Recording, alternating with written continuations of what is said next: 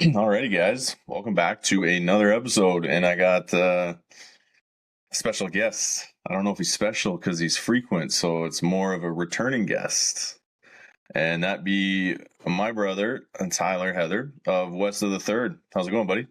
Good. Good. So, man, we always talk. We talk a lot. We're brothers. I think that's just gonna happen, right? Like we just talk a lot, and it's like we gotta do a podcast. We gotta do a podcast, and on my end, dude, I don't bear hunt. I know nothing about bear hunting. I'll be straight. I sat in a tree stand in my early 20s once. It was a cool experience. Maybe I'll talk about it later, and it just hit me. I'm like, dude, what am I doing? My brother friggin' solo baited, self baited, and killed his first bear getting back into archery, and that's what I want to talk about. That's what we're going to talk about. So, Well, and I'll set the record straight too. I'm not a bear hunter professional either, so this is a good one. no, This is a good one for beginners. well, and that's a good point because that's kind of like where I was going after with it, right? Is like, well, everything on this podcast is about accountability. It doesn't always mean we use that word and we're going to have this big statement and this catch line, but like, if you ever wanted to do it, I think this would be the episode to listen to. Hold yourself accountable and pursue it and challenge yourself. And that's like the perfect story of what you did. You challenged yourself, and like, I know the story, but it was a challenge, and I love that you try new things. You're very spontaneous that way, that you'll just give it a go. So I think it's gonna be a banger. And we'll kind of start from the beginning. So like, it all touches on you getting into archery. So I think we talked about it a little bit in the past, but if nobody's listened to those episodes, let's touch on that again. What brought you back into the archery game? It all changes every time I think about it, but I think either challenging myself and, in a sense, giving me more opportunities to hunt. Striking out a lot, rifle hunting solo. I was caught in that mentality of being in the truck, being mobile, sticking to farmland, and just kind of striking out. And I think we talked about bear hunting for 2 or 3 years, about doing it, and then we talked about like the elk hunting, and I was always trying to figure out a way to shorten my rifle game. It's like, an open sight this, or a small scope this, or a muzzle loader, or maybe a shotgun. And then I was trying to do actually everything I could to avoid it, getting back into archery. And then it kind of just hit me that I need to pick up a bow, and what would be the first target with a bow? What would be kind of the easiest transition to get into with a bow? Bring them to you, bait some bears. Right. And Right. And that's cool. And it's funny because then I'm on the other side. Like, I'm all bow hunter. I'm going to start rifle hunting, and I'm like, how can I make it more challenging? Should I get a single shot rifle? Should I get a low caliber and force myself to punch the heart? So it's interesting. Or should I only shoot 600 yards plus and go long range? Yeah. Yeah. It's interesting how we're like opposite there. Yeah. So that's cool, because if we date it back, got you into it like when you're like 18, 19, right? You did it for a couple short years. You did kill a mule deer. You gave me my first bow at 17. I'm still in high school. 17, 18, 19. Yeah, that's more. Yeah, you're right. Yeah. Yeah, so we got you. Yeah, you got into it. You did shoot a deer. The first ever CWD deer, I think. Yeah. The very first. I think he was brain dead. Yeah. Yeah. Oh man, you should dig up that picture, and we should post that. We should dig that photo up somewhere. But we should. That's a whole other story, though, I think. Yeah. But that's like, I guess that's where it started, right? That was the seed that was planted, and I just continued with it, and for a lack of better terms, I mean, you rifle hunted because you were with Dad more, and there's just more options and more availability to do so. and then you fast forward it to, what is that now? When did you kill that bear? 3 years ago now? Percy was 2022, spring of 22. Yeah, spring of 22. So yeah, 2 years ago. Yeah, Essentially two and a bit. Well, yeah. two actually would be This, yeah, three. 3 this Third spring. year. Third Yeah, year this spring. Cool. yeah, Right on. Well, I'll just ask you because it's going to cater to the new kind of bear hunter, maybe a guy that wants to do it, possibly to the guys that are new to archery. Me and Angle just recorded a podcast about archery, and we kind of went, we kind of myth busted some things and talked about some stuff. So, and there's no shame in buying an entry level bow. So, like, what did you decide to run with to jump back into it? I shopped around quite a bit. I know we discussed, package auctions and stuff to sneak into it. Mm-hmm. Um, but really, availability locally, I wanted to be able to hold it. I wanted to be able to, shoot it at a range, and ultimately settled. I went with the Bear Legit Right. and bought the combo. Mm-hmm. Man, I think it was like everything included: quivers, whisker biscuit, rest. I think it was a 3-pin.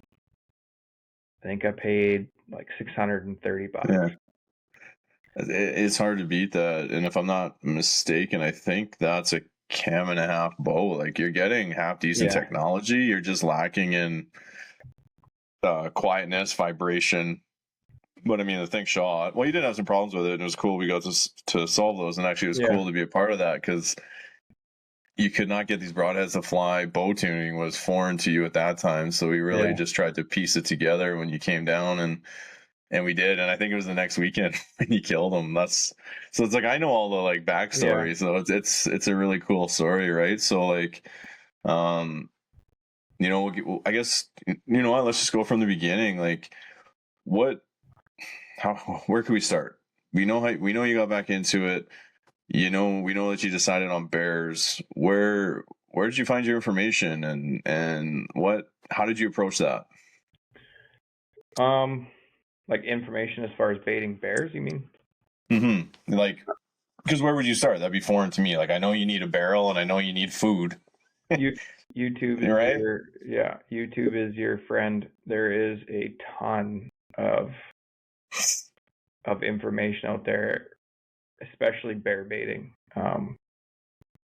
And it's done in all different styles and everything. There's actually a Mm-hmm. guy, you could throw his channel link in. He was phenomenal. He helped a lot. His channel is called Bowhunting Road, Okay. and he's primarily bears. He's like 40 years experience, hundreds of videos. He hunts. Mm, He's down in the States, but he must be dual citizen or something because he also baits in Ontario and Manitoba, I think. okay. I don't believe he runs an outfit, but yeah, he had tons of information on what to do, how to build your barrels, the type of barrels, like the open mouth barrel to cage traps to like the cages that you can build to put beavers Mm-hmm. and meat and stuff in to trickle feeders to and then locations. He talks lots of videos on locations on educating you on bears, like especially spring. Bears come out of their dens, they're hungry, and you don't realize how much they need to intake in a day, right? And then also the mentions that from other channels of like being close to water, being close to food source, um, timber types. Yeah, I was on information overload, honestly, Mm-hmm. between trying to figure out, okay, what am I going to do? How am I going to build my barrel? Where am I going to get my bait? Because I don't want to spend thousands of dollars Mm-hmm. on peanuts, Mm-hmm. right? Like, and how am I going to do this, right? I don't even think I had a tree stand at that point. So, or I had a stand, I didn't have sticks or something like that. I had a stand hanging in the garage from when I was 20. 20 years ago. Yeah.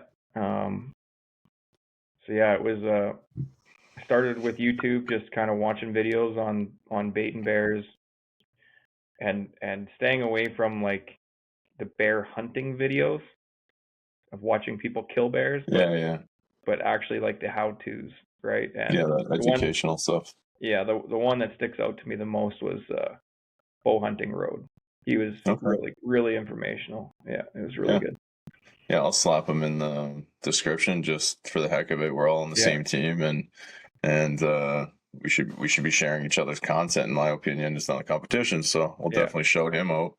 Um, so like, what did you decide with? I remember back when I did bait. Um, Back in my wholesale days with Jerry Sizer and my good buddy Brian. Um, I wasn't a part of the baiting, but like they basically had the hole in the bottom, um, small enough, big enough to get the food out, small enough that they can't stick their head in it. They hung beavers from trees. Like, what did you decide with? What did your setup look like? What did you decide? Well, sorry. Yeah, let's go with that. What did your setup look like? And then I want to circle back and touch on something that you brought up there too. But we'll yeah. talk about your setup. Um, I decided to go two part. Um, I built a barrel like with the hole in the bottom, and then I made like a latch for the top that would lock so that I could fill it, jam your sticks and stuff in it so that they have to work at it to get the food to fall out, Mm-hmm. make the top lockable, and then I also wanted to make sure that they couldn't take the barrel away, so like securing it to the tree with cable and drilling holes and making sure that they weren't going to pull apart and get ripped off the tree. And then I actually went with a second bait, which was essentially a rain barrel, and you drill inch and a half holes all around it, and you fill it just with grain or dog food or whatever that can just. And I put it on a long cable that they can roll around, and I guess they call it a trickle feeder. So they roll it around the Mm. food, corn, oats, It's like whenever it the comes out, they pick it up off the ground. They just keep playing with it. It's like those Um, dog toys where you stuff the treats in and then they fall out. yeah, exactly, right. Yeah. And then a lot of videos suggested too that they're really good because they make noise as they're rolling and shaking. So if a barrel's full, it makes a different noise than when it's empty.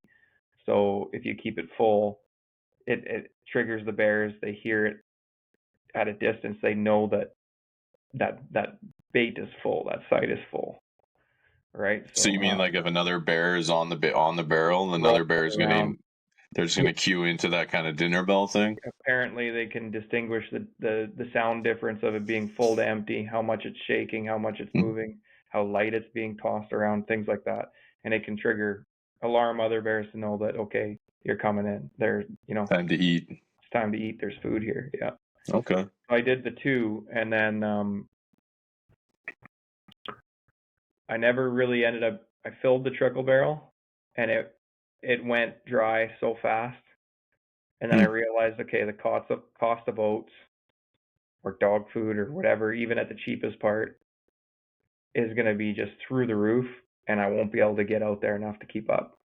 Okay. So I ended up just I filled it the one time, realized that it was gonna be a cost thing, and just went with the main barrel. But I had it kind of pre-planned that the trickle barrel would be at 20 yards and the main bait would be at 30. Okay. And then, I have my range differences for the in-betweens, or if they're closer, slightly further. I have that gap in knowing, okay, these two barrels are 10 yards apart, and kind of played it out that way. Okay. Well, let's go with we'll touch back on that a little bit. I wanted to circle back on where you decided to put it, and you brought up another good point, something that I pay attention a lot to, especially with whitetail. We were just out scouting for elk, and I kind of talked about it with you there too, like foliage, how transition of trees, and Yeah. and how you have these natural breaks just out in the middle of nothing. You can go from swamp spruce to pine spruce to poplar to brush to, you know what I mean? So like Yeah. where did you decide to go with your research? Like, water was the point you brought up. Um, what what helped you key in on an area to slap your bait up? What brought you there? Um, well, I'm very fortunate that I spent a lot of time in the woods for work. So I had kind of a vague area that I knew working in the past wise. I've seen bears, seen good bears, couple colored bears through the years. So I wanted to focus in on that. And from there, I went to Google Earth, Onyx, and Mm-hmm. just compared the mapping, looked for places where I could get away from people, but still not have to go too far off the road, dragging in your bait and everything Mm-hmm. without being able to still bait it without bringing out an ATV, to trudge in there. So, um, yeah, I found a lease site, came to a dead end. There was a creek that was all dammed up, and there was a beaver dam close by, lots of water. Mm-hmm. Um, it was on kind of the south or the north facing slope of a little knoll in thick, I think mostly spruce, but like mature spruce. So that would give me open lanes because you can, I think each tree was probably 10 yards apart almost, right? And it was Okay. mature. So it'd give you like nice open lanes. You can see critters coming through, and with it being north facing, it's shaded. So the opportunity of having bears coming in the daytime would be higher because it'd be shaded, a little bit cooler. It's on the down slope and closer to the water too. Mm. Um, so yeah, I went in and oh boy, I think I went in. I was fired up for spring bear. I think I was in there mid-February. Mm. I went in with my quad with tracks and I scouted it and cut my trees then, hung my stand then, kind of prepped. I even brought out my barrel, my initial barrel, locked it to the tree, left it empty, and it started from there. I think in February, I had trail camera locations picked out where I wanted to put them. I had it all set up, and I just had to wait for opening day to fill her up with bait. And Yeah. yeah, So your boy was fired up, is what you're saying? Yeah. well, it was It started something new in you, hey? it was also kind of that time frame was also in January is when I kind of decided I want to do this west of the third. I want to start filming my hunts. So it's kind of all new. It's like I'm going to start filming hunts and I'm going to start archery hunting and I'm going to kill my first bear. All at the same time. It's like let's just do it, Oh, right? Like, and do it solo. and do it solo, completely solo, right? So Like, that's a challenge, dude. yeah, it was You it set your was bar high sometimes. yeah. Well, when I get things in my mind, it's hard to let them go, right? So, Yeah. and I had this big idea that it was gonna be my first video was gonna be bear with a bear, That's and that right. right. So I was Bear gonna with a bear. Yeah. yeah. So and that didn't pan out. There's some conflicts with YouTube trying to do that. But Oh, I trademarks and couldn't all help that it. stuff. Right, right. And then I kind of lost track of the script in my head, and it didn't play out. But Yeah. um, Isn't that funny how we can write our own script and usually it never goes that way? no. But Well, yeah, we keep trying.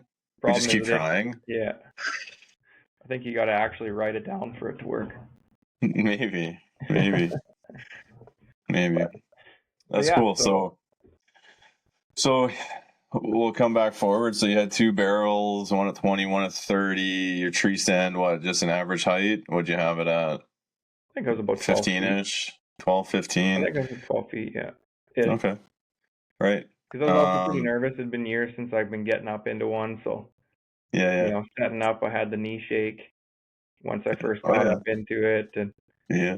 and I adjusted it once, got it like another foot higher, and it was like, And you're okay, like, no, that's it. That's it. I'm this is good. good enough. Yeah, it's good enough. Yeah. So I still get that way a little bit. I remember hanging stands because Brian, that crazy American West Virginian buddy of mine, He's like, he would put him 25 feet up. And then I started slapping him 25 feet up. And then I'm like, why am I going 25 feet up? These deer, like, these critters don't just come in and stop and stare at you like they do in West Virginia. Like, Yeah. what am I doing? This I, is ludicrous. I remember going in, you setting one up, and you got into it, and you were a little worried you weren't going to get back down, and you could hear the stand Yeah. creaking because your legs were vibrating. Yeah, Yeah, that sucker. like I remember that one. that That one sucker was was high. high, That one man. was That was high. so high. Yeah, Good vantage point, I was though. looking straight up. Yeah, Yeah, good vantage point. yeah. That's good. So what'd you do for bait? What did you decide on? I know there's a lot of research. Like I do know a little bit. Like I'm not a bear hunter, but I know a little bit. Some guys fully believe that you should be giving them that protein immediately out of them when they're coming out. Some guys just they don't care. They go full barrel of popcorn and molasses, and you know what I mean. So like, Yeah. what? Where did your research take you to? What did you decide baiting with? Research took me to use whatever you got Okay. or whatever you have access to. Mm. So unfortunately, being in Canada, I don't know what Eastern Canada is like, but in Alberta, you can't just show up at a donut shop and say, "Hey, I want your expired food," Not anymore. or to 20 years ago, you could. yeah, or to a bakery or the butcher shops were actually pretty good. They'd give you the bones and the scraps and the fat and stuff like that if you wanted it. Mm-hmm. But there was usually a list. Like it was Get like on the list, it was like, either a list or first come first serve, and I a lot of times I wasn't able to be there at 7 a.m. to get yeah. a crate of meat. Um, I did get lucky, and I was able to. Hopefully, the kid didn't get fired, but I was able to convince one of the late night guys at Timmy's. I went in and went through the drive-through, bought a coffee and a donut, and I just said, "Hey, when do your donuts expire?" And he's like, "Oh, right around 1 o'clock. We take our stuff off the shelf and bag it." And I said, "Well, what do you do with it?" He's like, "It just goes in the dumpster." It's like, "Hey, would you mind like just setting it aside for me?" And he's like, "Oh yeah, we can't do that. We're not allowed." And I'm like, "Well, I'm not doing it because I'm starving, and I'm not doing it to give away or to resell. I'm going to be baiting bears." And he got really excited, and he's like, "Yeah, okay, I'll do that." Nice. So initially, I ended up with like 3 garbage bags of muffins, Timbits, donuts, the breads, croissants, things like that. And then, but the unfortunate thing about it was I had to go through all 3 bags to rip the paper off of the muffin. So I had to go through and like Peel. clean up these stale donuts and muffins and stuff. But Right. so I started with that, and it went fast. And then I Oh, couldn't reach. Yeah, just the timing with how I don't long? know if it was a shift or he actually got fired or not, but never could see the kid again to get more. So yeah, I went with whatever I could find. I got a couple boxes of meat. I was at PV Mart, saw that dog food was on sale, bought a big bag of dog food, um, oats, corn. There was 2 bags of beet pulp that was Mhm. on clearance. It was like $4 for these giant bags, like 20-pound bags. So beet pulp, um, popcorn. A lot of you can find a movie theater popcorn. I did a lot of dumpster diving behind the movie theater, grabbing popcorn. Yeah, and then I got really lucky and I found a diner out of town and went in the one day and just said, "Hey, what do you guys do with your used grease?" And she's like, it gets picked up, but sometimes it sits and collects and collects. We can't recycle it. I said, "I'll take as much as you can give me." So I think I ended up with like 60 gallons Good of night. oh yeah, like I had jugs and jugs and jugs of this stuff, and they were calling me like, "Hey, when you coming back?" Like I don't know I'm if good. I'm I don't tapped know. out, Like man. I'm good. Yeah. Um. I don't drink this stuff. What are you doing? What are you Yeah. talking about? Yeah. Yeah. So no, I got lucky. I still spent quite a bit of money on buying stuff, but I got lucky with a Mhm. lot of the freeze, the oil, the scrap meat, the donuts, popcorn was probably the most disgusting but best one if you're willing to jump into the Oh, dumpster and yeah. scoop up bag popcorn, but it's soaked in pop and whatever, right? But Yeah. it's not you got to think of the end goal, right? Well, Yeah. that's like, yeah, I've heard some horror stories, man, about bear baiting oh yeah, like, yeah, I got freezer full of beavers, and then you find out that they've been rotting the whole time. I Yeah. think Slager actually told that story, man. I laughed. I was just like, whoa. I was I throwing up in my actually mouth, man. Like, the things that yeah. guys do for bears is pretty wild, to be honest with you. And then I actually, speaking of that, because I forgot about that, I found out the Trapper Gourds in just outside of GP, they'll sell beaver meat frozen in a bucket. Oh, And it was relatively, I think it was like $12 a bucket. So you get like, it's like results into like two beavers being all chopped up and stuffed into a bucket.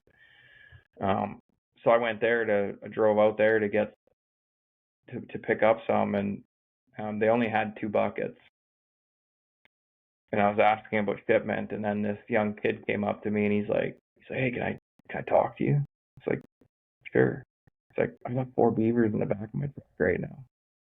I don't know what I'm gonna do with them. Like, they're all frozen or whatever. He said he's eaten a few of them. Like, he took the loins off of a couple of them for himself, and he interesting. enjoyed beaver meat. But it was just, and he was from BC. And he's like, they've been in the back of my truck. They're frozen.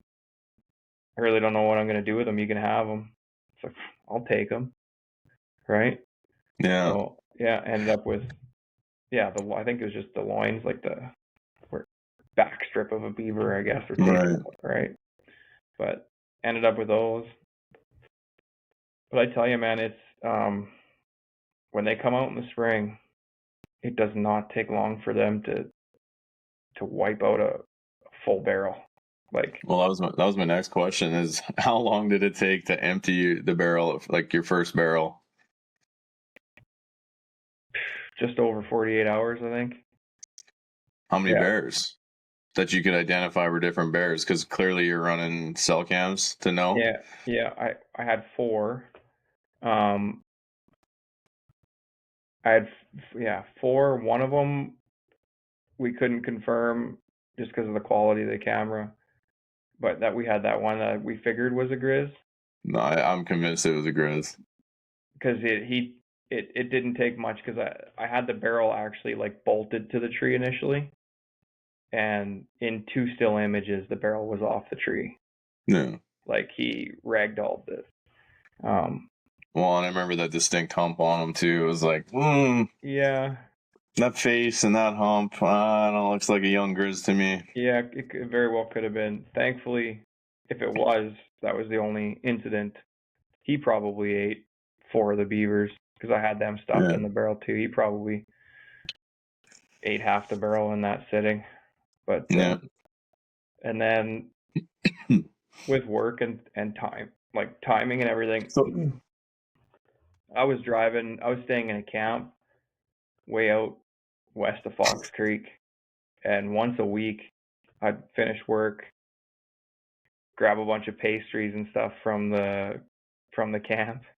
Like, I'd load up yeah. a bunch of pastries, and I'd do the midnight run, and I went out from camp all the way back north of GP, rebait my bait, then get all the way back to camp at 3, 4 o'clock in the morning, sleep 2 hours, get up and go to work.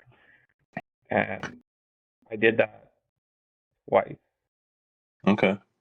just to keep bait, and I wasn't able to even fully fill the bait, right? Right. I remember you Like saying that, man. I couldn't even get the sucker filled. Like yeah, I I can't I thought I can't had keep up. I can't keep yeah up. So yeah, which is you had bears in the first 24 hours of that sucker being out. oh yeah That's yeah, there's unreal. there's still snow on the ground, yeah. That's unreal. Yeah. Like I've heard so many stories of guys like, yeah, we baited and they're waiting, man, like a week, 2 weeks. Yeah. So like that tells me I'm Well, I not mean, like not an 20, expert here, but yeah. there's a lot of bears around there then. Well, that and 20 gallons of fry oil spread all over the trees and the ground and everywhere I could throw it. Yeah. That's pretty stinky stuff, right? So, Yeah. Like yeah. this is all theory on my part, but I think the spot that you picked is golden because you had that transition of trees, obviously, and then and you had water right nearby. And I mean, everything needs water, and everything likes cover, and everything likes the coolness. You know, even the coolness of the ground. If there's a little bit of skag there, I mean, Yeah. there's so many little factors. I think that I don't know. You know, I'm not a biologist and gonna be able to like tell you this is why, but it makes sense, right? Yeah. Like, and you produce some results, which is super cool. So to sum it up, it takes time and money, and it was worth it, obviously, because you had some bears there. I only remember of Hershey being named. Well, Tell us about that. I Tell us named the, about yeah, I named the second bear, but that was because I called him Stitches right, because right. I took some hair off of his paw. Right. Well, Yeah. let's start there. Now Yeah. let's get into that nitty gritty. Let's what was maybe the first sit, how to play out. Like tell the story. So first sit was actually dead, and then I was really questioning myself as to, well, I thought it was going to be easy, right? They're bears. I see them all the time Oh, at work. how hard is this Sometimes, going to yeah, be? sometimes they smell my lunch in my backpack as I'm surveying and follow me all day. So I Can I push put the sit. pause? I got dude on that point when I was surveying. I forget the kid's name. He was the party chief. I say kid because he was younger than me, but anyways, very very long story short.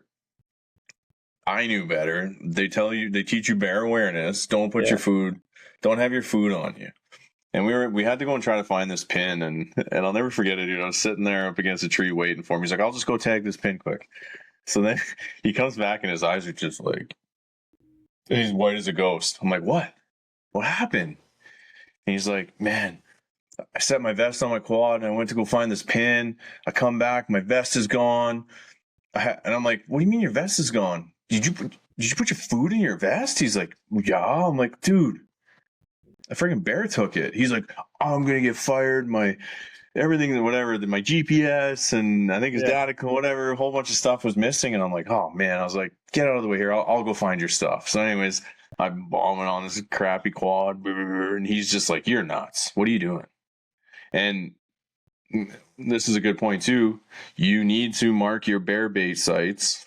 yeah, It's a legality. You need to do it. yeah, And anyways, I'm going, dude, and all of a sudden, boom, the cubs go up in the tree, and there's this sow, and she's having a face off with me, and I'm seeing his stuff, and I'm like, I'll distract her. You start picking your stuff up, yeah, and he's freaking out. He's like, what are you doing? Like, what are you doing right now? And then there was a bait site right there, and yeah, whatever. So then she charged me. She stopped right at the quad, but yeah, just to your point, yeah, like.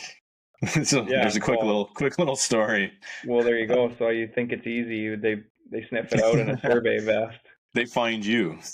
right? So I thought, well, there's been bears on this thing. Well, yeah, there was.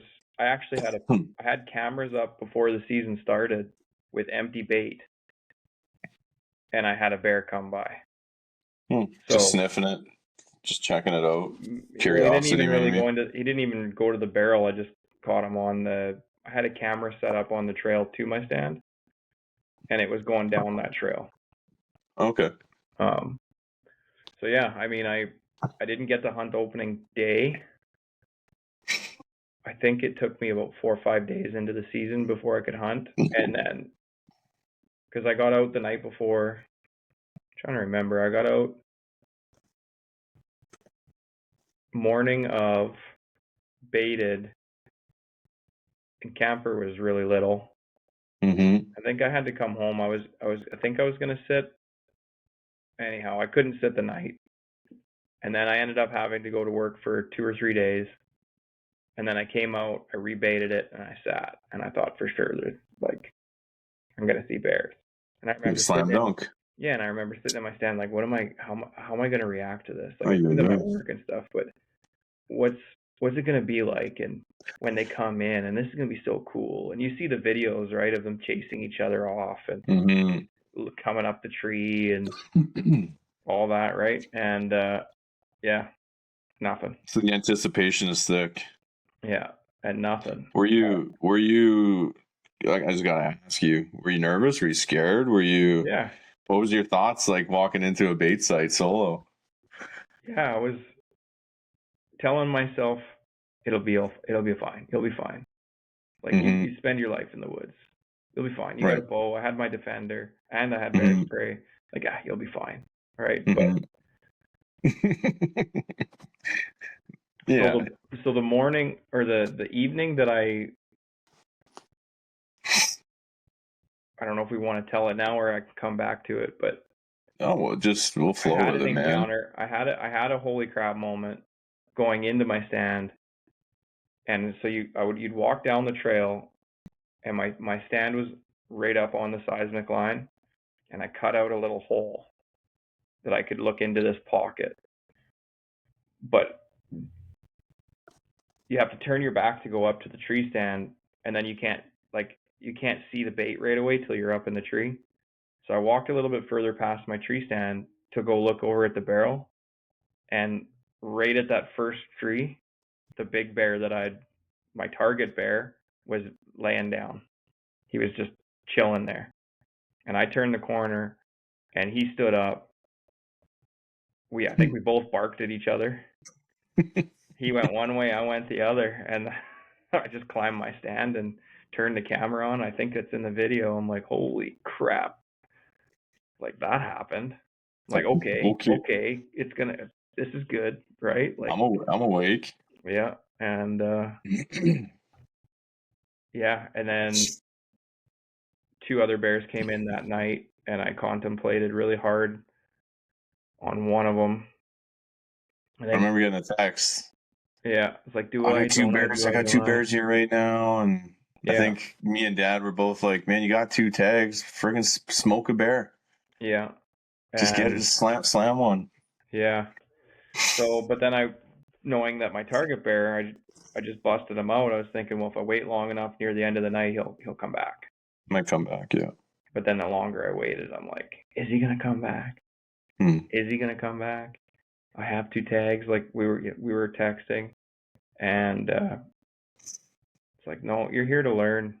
Like you're here to fling an arrow. You're here to learn. You're filming all of that, right? So Mm-hmm. I drew back, and they were kind of laying together, right? And I was confident in my shooting. However, I hadn't shot broadheads yet, or I did, but No, it's you like did. very short distance.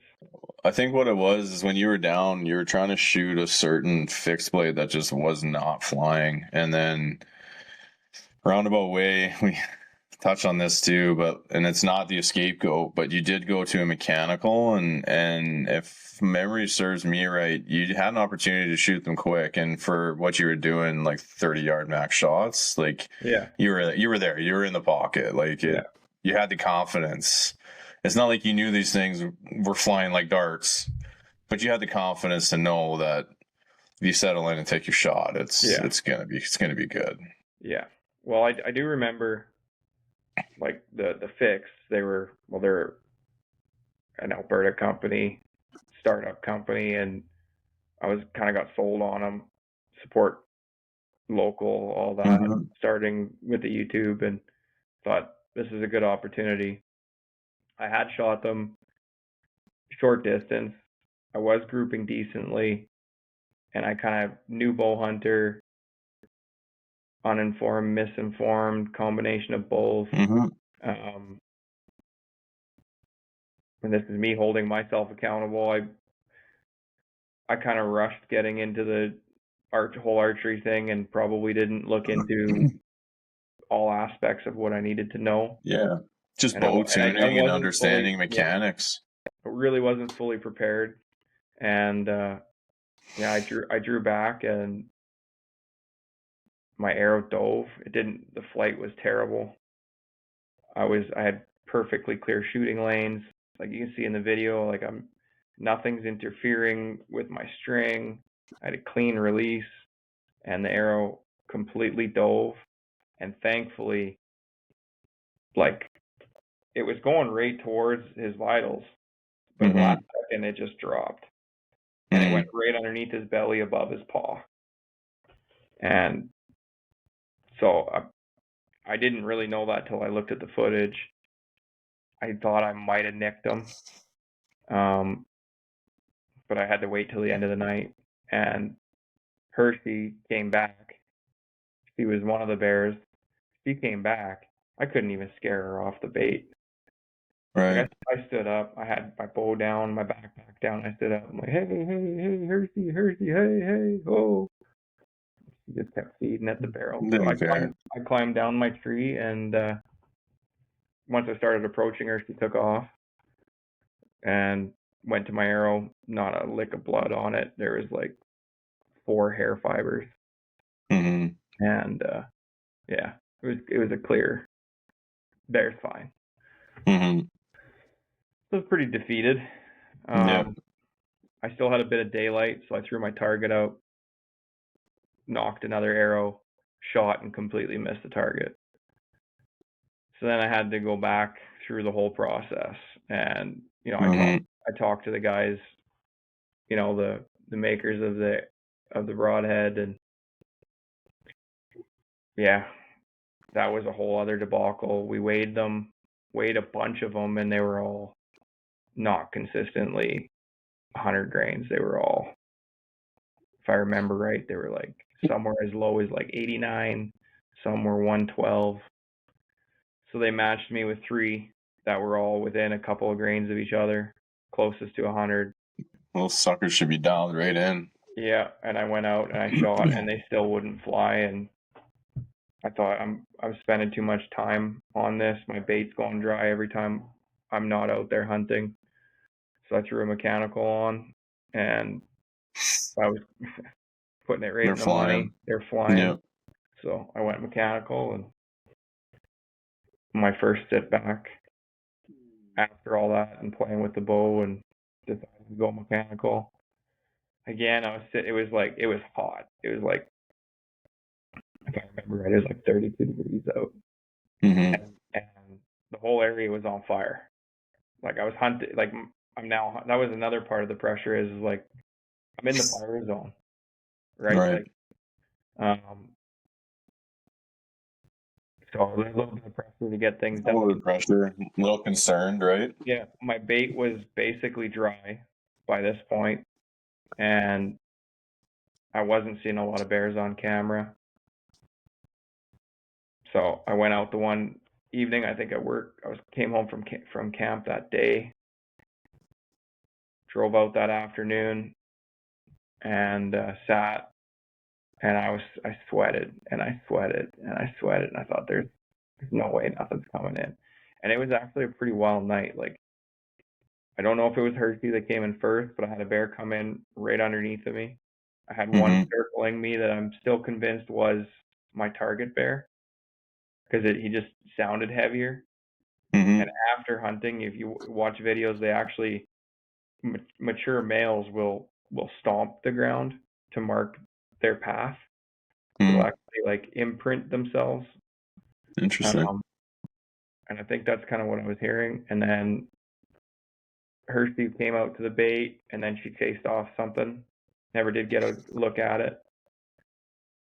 And she kept doing that. She kept like chasing them off the Just barrel. running a bear off. Yeah. And then I kind of just decided again. I watched her for like almost 2 hours, like rolling Wow. around, licking her paws, Yeah. cleaning herself, then trying to get more out of the barrel and chase one off. 15 minutes later, chase one off. I could hear something behind me the whole time. And I just thought, you know what? I got 2 tags. My area's on fire. I'm out of bait.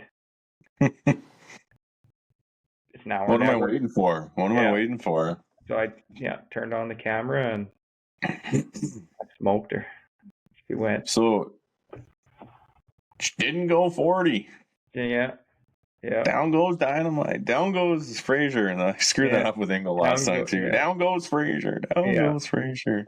Yeah. So how long did it like what was this process from the time of baiting to the time you killed Hershey? How long did that take? Just shy of 3 weeks, I think. That's not bad. Yeah. 3 weeks That's and not bad. probably, if you factor in fuel, bait, um, bought a couple different cameras. Yeah, I bet you I was spending about $1,000 a week just to Wow. maintain the site. Yeah. It's not It cheap. I wasn't mean, cheap. guys that do it, they don't do it because it's cost effective, right? Like there has to be. I haven't. When I did sit, it's thrilling. Like it's exciting, Oh yeah. and there's just a truth that we have a ton of bears in this province, and they do need to be managed. So there's that aspect of it too. But I mean, guys that do it, man, they do it because they love it, right? So Mhm. it's not it's not a cost effective hunt. No. It's much different than that. Um, so that's something to be aware of. I mean, if you want to get into it, you know, you got to be prepared for some costs, and maybe doing it solo like you did isn't the play, because you can split costs with buddies and maybe have two sites or whatever. I mean, but at the same time, man, it's so, to me it's so rewarding. Like I remember sitting back and I was so stoked that you're getting back into bow hunting. Like that fired me Yeah. up a lot. And Yeah. then just the ups and downs you did have. And I remember the fire and just the bow not shooting and this, or not the bow, just it was a broadhead issue, which further it was probably a tuning issue, but it was a broadhead issue. And then you missed the bear and it was exciting, man. And then when you shot that bear, it's in your video, which I'm definitely going to link for everybody to go watch because it's an awesome video, in my opinion. I might be really biased on it, but um, after you shot her, you were fired up. Oh Like yeah. you were fired up. Like you're being really calm right now. You're not showing the enthusiasm you had, but And I was trying to dial it down because I knew I had my camera rolling. I was right. trying not to fall out of the tree. Yeah, I was. Yeah. Well, and it was full Fired up. it was full picture cool because bear hunters chase, and this sounds, for listeners that aren't into bear hunting and getting into it, you should be aware that the majority of bears, when they're shot with a bow and arrow, they death moan. They Mm-hmm. cry. They cry as they die. Yeah, it's And it is a very eerie thing. And you yeah. can hear it in my video. She moaned and it was loud. Mm-hmm. And uh, you'd be a liar to say that when you hear it, you don't have regret or you don't question what you just did. Well, it's just kind of It it empathy, right? it Like you, it's you a heart really, it's a heart grabber. yeah, However, it's pretty cool, yeah, no, right? no Like, doubt. Well, and let's touch on that, man. Like you shoot this bear. I mean, the phone calls happened. It was Dad. It was me. You see the excitement in the video. How long did you wait to get out of the stand? What was the tracking of looking for her like? Like how, man? How did it feel? Like, you know? felt incredible because I knew the shot was good. Like, Mm-hmm. I knew I like yeah, I knew the shot was good. I knew I didn't fully penetrate. I think the broadhead stopped on her back shoulder blade the way that she was positioned. Mm-hmm. But I knew I punched her and I heard her crash. Then I heard the moan and then the moan stopped and I knew it was over. So everything goes through your mind of like, oh, holy cow, I did it. I just did, yeah. Like the journey, it's come full circle, right? Like, And that's yeah. and then you go through the exciting phone calls, the reliving of the story on the phone to dad and you. Mm-hmm. Once that all settles, it was pretty eerie because I'm like, okay, now I have to get down. I have to go deal with this thing. I know there was another bear behind me. Yeah. I just killed something, and it's getting dark, and there's a forest fire 6 kilometers away from me. Like, oh boy. So you're like on top of the world too. I'm very humbled right now. Yeah. And now I need to Yeah. pull up my pants, Yeah. man up, and go figure this stuff out. Yeah. So I think I got down. I think it was about 20 minutes. Got out of the tree, found my arrow. Where the back half of it, fletchings of it, it was snapped in half, 10 yards from the bait. There's no blood. No blood. So Mm. it seemed like forever, but it was probably only 15 yards of walking her direction looking for blood. That I wasn't seeing anything, and I was thinking, oh, this isn't a done deal. You're like, wait a minute. It's gonna be a little tougher.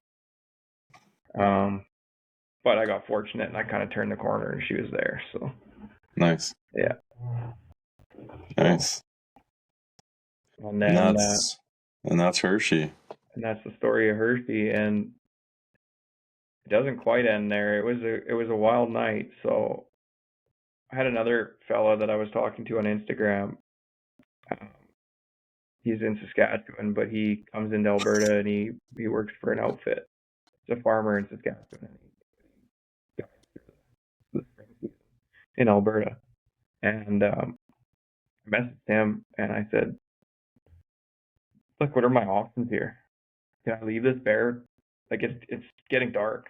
There's ashes Mm-hmm. falling from the sky. Mm-hmm. Can I leave this bear and come back? Because I wanted the meat too. I'm not the type of hunter to kill something and not take what I can take, right? So Well, you'll try it um, too, right? It's yeah, probably I don't think you've ever ate bear up to that point, right? So never no. So, but I wanted as much of the fat as I could. I wanted to try rendering fat. mm-hmm. I wanted meat. I was gonna try and cure hams. So I was messaging him, and thankfully it's like 10 o'clock at night. He was getting back to me, and he was stoked and excited. And he's like, "Well, I mean, we have left them, and they've been good, but if you can do it tonight." Mm-hmm. And she wasn't a big bear, but it was still hard to work with. Mm-hmm. And I started trying to drag her back to the truck so at least I could work with the headlights, be on flat ground, all that. But it was like a 500-yard drag, 600-yard drag over logs and things, and it was like, okay, this isn't gonna work. Mm. So then I actually called my buddy and my assistant with work, and I'm like, hey, what are you doing? He's like, oh, I'm semi inebriated right now. Why? I'm like, if I come pick you up, will you come help me deal with this bear? And he's like, yeah, sure, screw it. So I drove back to town, picked him up, grabbed a bunch of energy drinks, water, and he helped me drag her in my skimmer back to the truck. And I've never skinned a bear. I've never skinned Yeah. anything out to mount. I knew I was going to mount her. You know, again, not a big bear, but my first or second archery kill, but self-filmed, Oh, baited myself. Like I'm mounting this thing, right? it's a big moment. Big So, moment. so and before all that, I watched a lot of videos on how to cape out a bear and stuff. So yeah, it took us 2.5 hours to skin her out properly and take the quarters apart, get her in game bags, and get her home. We had a slightly scary moment. Uh, my helper didn't know that he was diabetic at this time. I don't know if I told Oh, you this. He didn't know he was no, I don't know. diabetic. And of course, he's going all hours of the night and energy drinks, whatever, lack of sleep, and we're crouched over. And I just said, hey, can you go pull that leg? And he goes, yeah. And he stood up and instantly passed out, smoked his head on the hood of my truck, and rolled over. What? And here I am with my knife in one hand, one of Hershey's legs in the other, and I'm like, Sheldon, Sheldon, hey buddy. Oh Lord.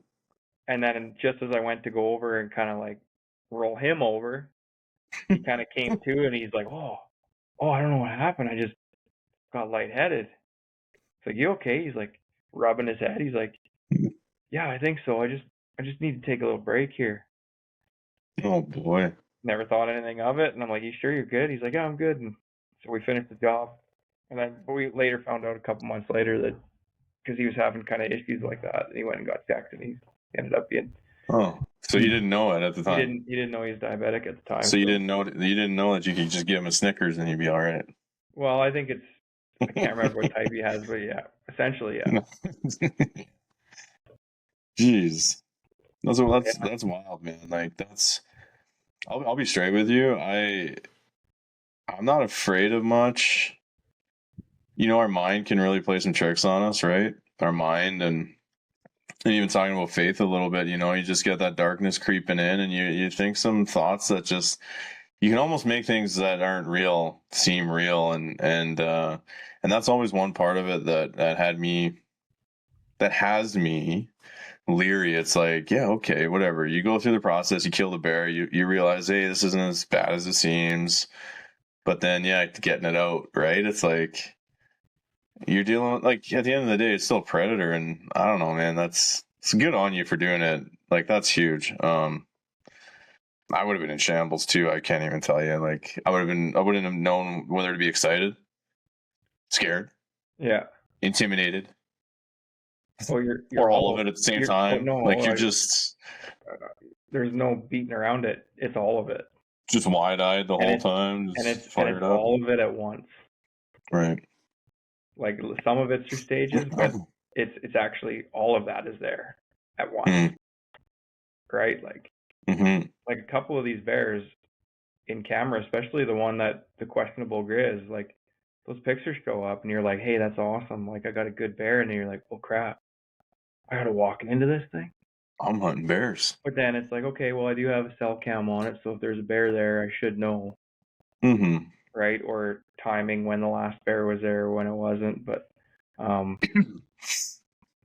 the whole process is, I want to do it again. I was thinking about doing it again this spring, but like you said earlier, at kind of at the start of this, it's extremely tough doing it alone. Mm-hmm. It's expensive. It's time consuming. It's not as simple as just putting out a bait site, throwing some stuff in it, No. and waiting for 2 days, right? Yeah, it's a level of commitment, right? You got to And maintain it. Yeah. yep, yep, and well, and that's just, and it's life, man. Like, everybody would love to hunt and do everything you want to do when you want to do it, and it's a very small percentage of people that can do that. Mm-hmm. And when you got to juggle between hunts, and I mean, spring bear takes up time. It's awesome because it breaks up that downtime when you just can't wait for September, right? But Yeah. like, yeah, you're right, and I'll be honest, I think it's something that I'd like to get into.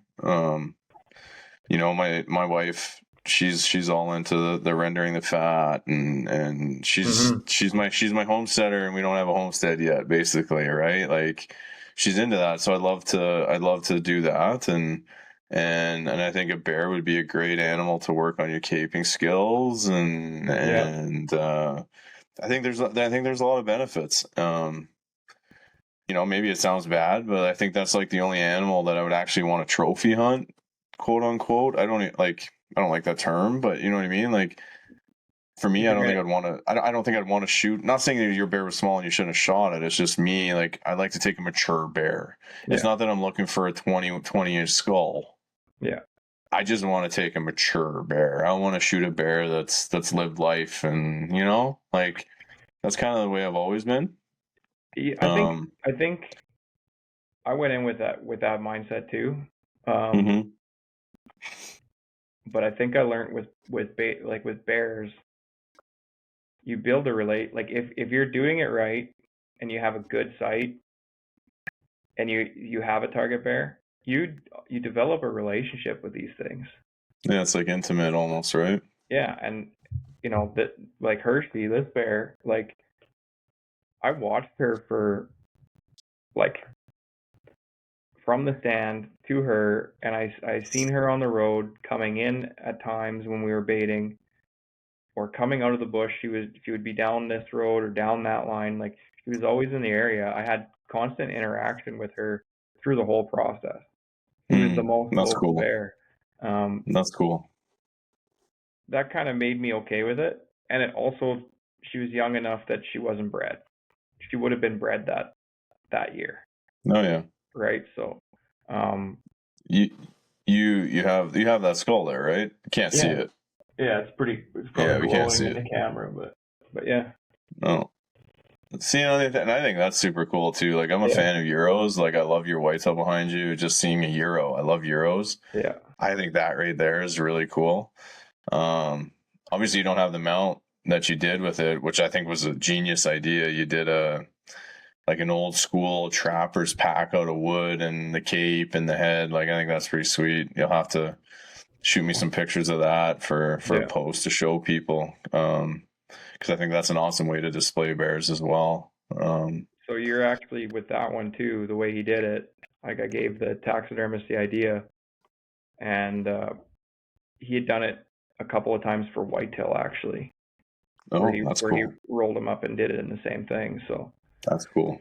originally I was gonna build my own out of birch, and I was running out of time, and then he texted and he's like, "Hey, would you be able to get the pack dropped off?" And I was like, "I haven't got to it. I had the pieces Yeah. and had it in my mind." And he's like, "Well, I can order you one. Like they make them in the States. I can order like, but they're not cheap." I Mm-hmm. thought, yeah, go for it. Then Just do it. it'll Yeah. look more professional and everything, right? But Yeah. the Whatever. way he did it, he stuffed the front paws and the head, and then rolled it up, put it on the pack. I can actually unroll that and have it as a full rug if I want to. Okay, that's pretty cool too. Other than the back paws being stuffed into the rug, Yeah. Yeah. but I can still roll it out. That's So pretty cool. yeah, That's pretty cool. Man, that's. I mean, that's that's a good story, and it's hard to put it into words. Like when you talk about it, I know that like as a listener to try to get all fired up about it. But the best part is you guys can go watch the video yeah, because not only did you man, you jumped so many hurdles and you got it on film and it's so sweet. Like I'm probably just biased, but I think it's an incredible video and it's worth a watch appreciate it. and and yeah, man, I didn't even have you to know, pay you that much to say that, eh? no, just just tank of gas or something. Like, well, kind of thing, we'll be fine. We'll be even. Yeah. No, No, I it's. I think. appreciate that. I put a lot of work into it. I Yeah. put a lot of work into it. Editing, filming, baiting, the site prep, the to have that all come together, shooting a bow again, learning Mm-hmm. to tune, learning to tune slash not tune, um, learning about your arrows. Like, yeah, it was honestly 2022 was my best hunting season. Um, Mm-hmm. I got that whitetail in October. I shot my first bull elk, or no, I shot That's the right. whitetail in September. Yeah. Um, got my first bull elk in October, Mm-hmm. and the bear. Um, yeah, it was my best It was a season. good year. It It was a was a good good year year. for sure. It's a really good year. Well, maybe you and I can work towards maybe some bear baiting in next spring, maybe or Yeah, whatever. But I've got 2 barrels that I think I just need that's to make them. there. You go.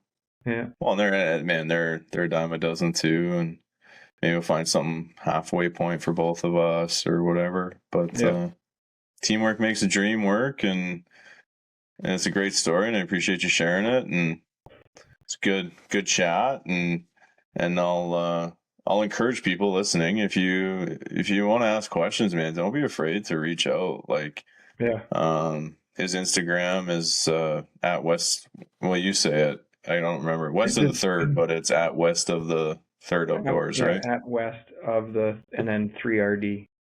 3RD. Yeah. That's right. Yeah. So I'll put that in the description, man. You know, reach out, ask some questions. It's all about sharing and building each other up, and it's not about competition. I think that's an incredible way to end this one.